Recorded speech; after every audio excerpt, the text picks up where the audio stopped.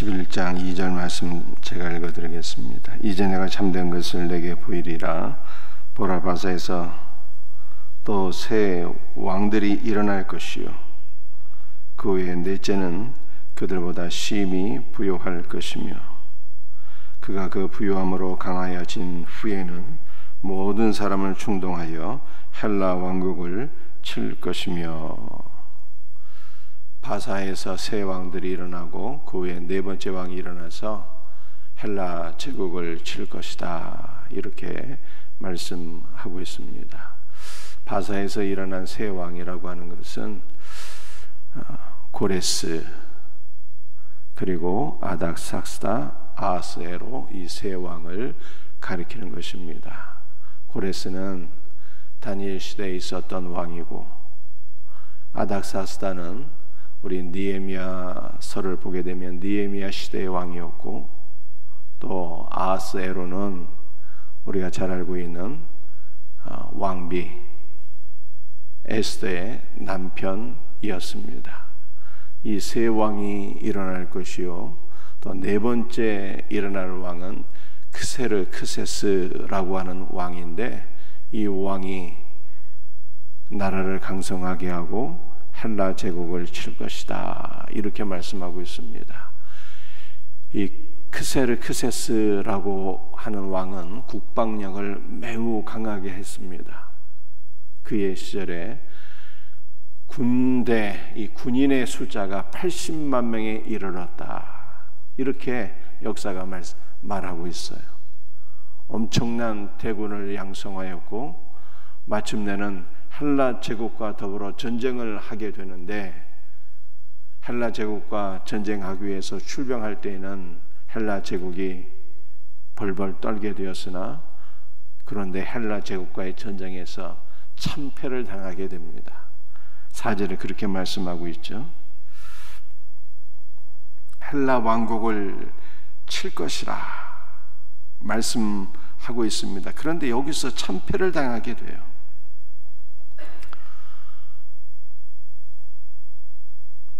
그만큼 알렉산더라고 하는 이 대왕은 위대한 대왕이었죠.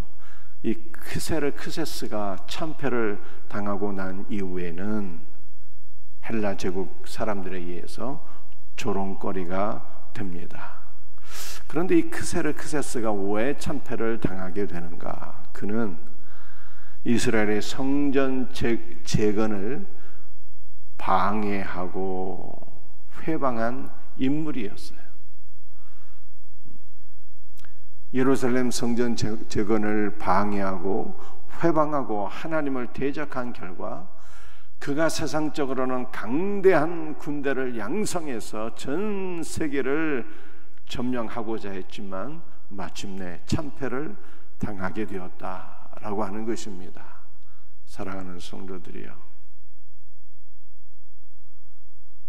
하나님 없어도 얼마든지 세상적으로 형통할 수가 있고 잘 나갈 수가 있고 부유한 삶을 누릴 수가 있어요. 그러나 하나님을 대적하는 자는 잠시 형통할지라도 그 마지막은 반드시 패망하게 됩니다. 교만은 패망의 선봉이요 거만함은 넘어짐의 앞잡이라.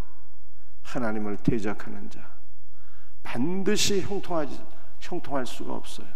하나님께서 심판하시고 패망할 수밖에 없다는 것을 성경이 말씀하고 있고 역사가 증거하고 있는 것입니다.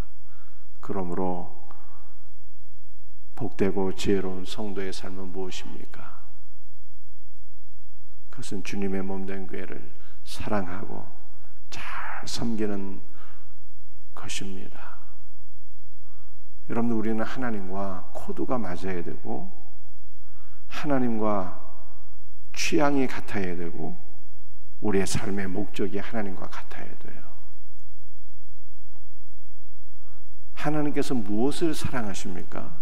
하나님께서는 교회를 사랑하세요. 우리 주님은 교회를 얼마나 사랑하시는지 생명을 주시기까지 사랑하시잖아요. 그러므로 우리도 교회를 사랑하고 주님이 교회를 섬기신 것처럼 우리도 교회를 사랑하고 섬기는 삶을 살아야 됩니다. 이 마지막 시대에 세상 사람들이 교회를 조롱하고 핍박하고 욕할지라도 교회는 주님의 몸이며 이 땅의 소망인 거예요. 그러므로 교회를 비방하고 대적하는 자가 되어서는 안 돼요. 교회를 대적한 자는 반드시 패망한다라고 하는 것이 크세스의 교훈을 통해서 우리가 깨닫게 되는 바예요. 세상적인 지혜와 권력과 물질을 의지해서 교만하게 살면 안 됩니다. 교회를 핍박하며 살면 안 되는 거예요. 주의 몸된 교회를 잘 섬길 수 있는 지혜롭고 복된 성도들이 되시기를 주 예수의 이름으로 축복합니다.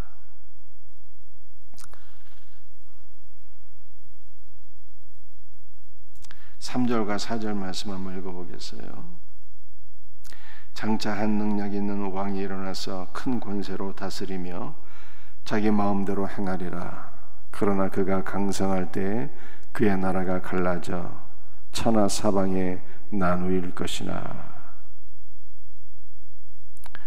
그의 자손에게로 돌아가지도 아니할 것이요 자기가 주장하던 권세대로도 되지 아니하리니 이는 그 나라가 뽑혀서 그 외에 다른 사람들에게로 돌아갈 것임이라.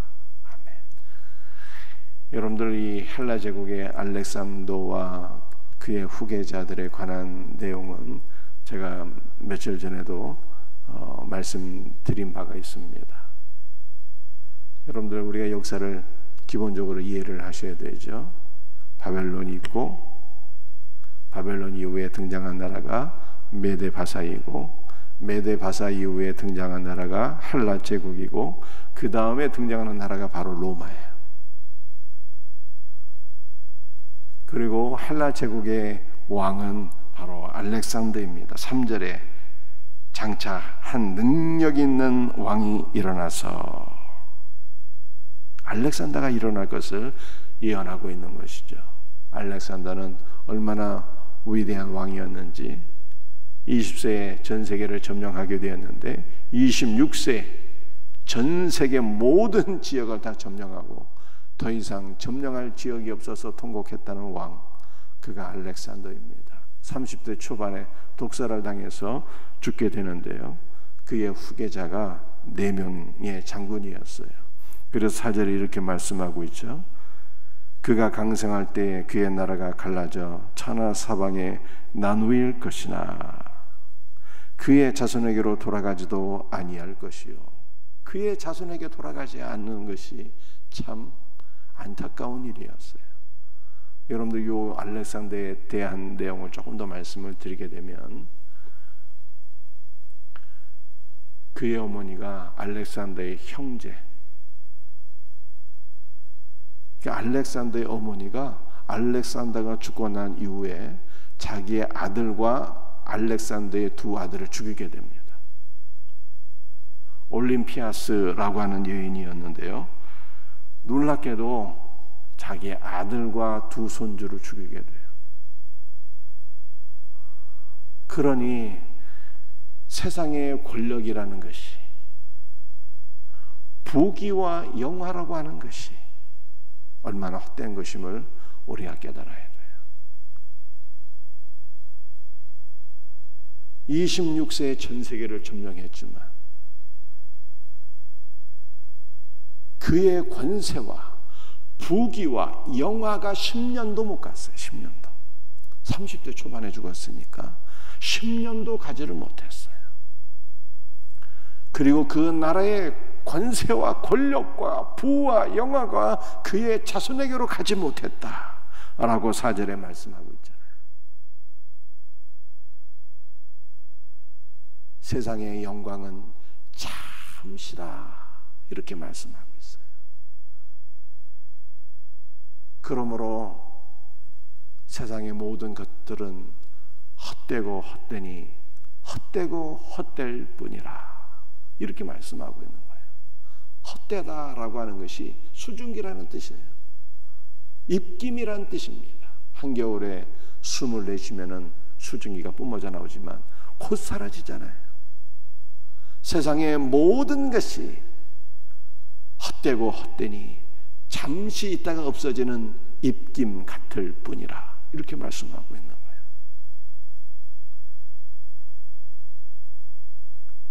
영원한 것은 오직 예수 그리스도와 그의 나라뿐인 거예요.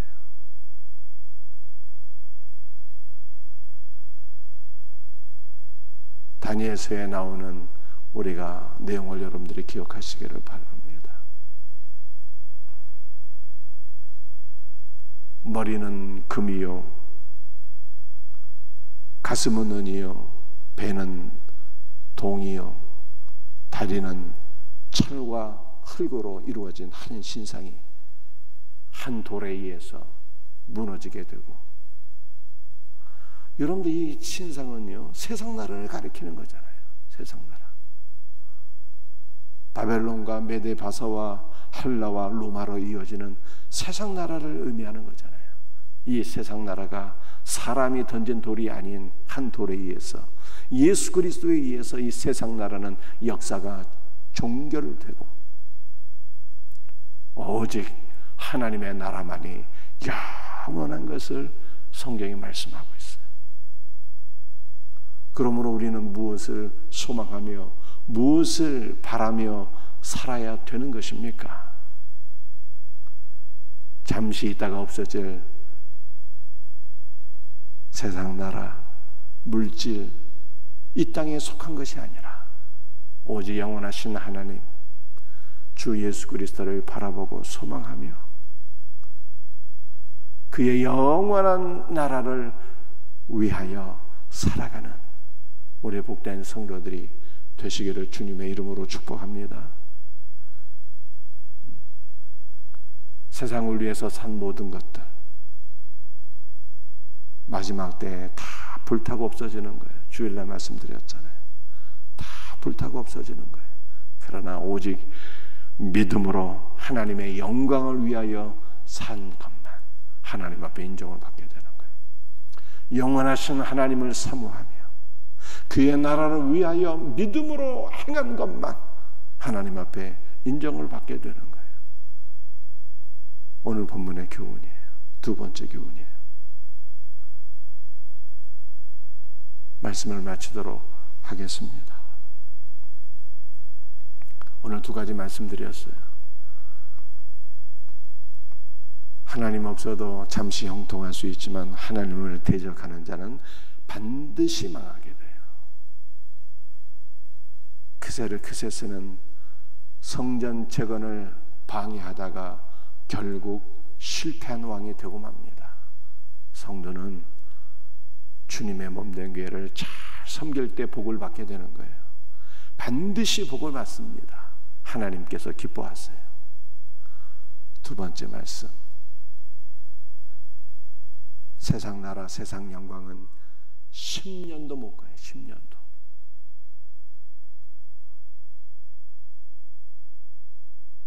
알렉산더의 권세가 10년도 못 갔어요. 오늘 우리는 세상 나라와 그 영광이 헛되고 헛될 뿐임을 기억하고 영원하신 하나님과 그의 나라를 위하여 살아갈 수 있는 복된 성도들 다 될 수 있기를 주 예수의 이름으로 축복합니다. 기도하시겠어요?